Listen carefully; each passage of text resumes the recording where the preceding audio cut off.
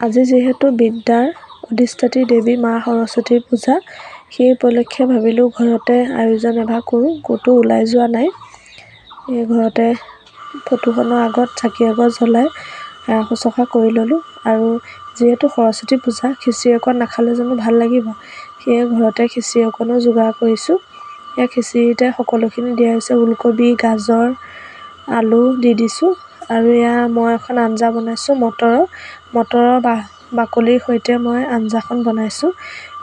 অৱশ্যে মই ৰেচিপিটো মোবাইলতে দেখিছিলোঁ, ভাবিলোঁ ময়ো আজি ট্ৰাই কৰোঁ। সেয়ে বিশেষ দিনটোত মই ৰেচিপিটো বনাবলৈ ধৰিলোঁ। আৰু পিঠাগুড়ি অকণ ঘুলি লৈছোঁ শেষত দিবলৈ।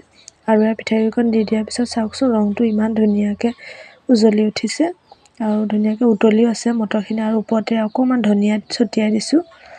আৰু আমাৰ সৰস্বতী পূজাৰ খিচিৰিকণ ৰেডি হৈ গ'ল।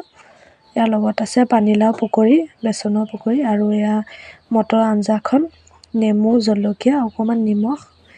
আমাৰ সৰস্বতী পূজাৰ খিচিৰিকণ ৰেডি হৈ গ'ল।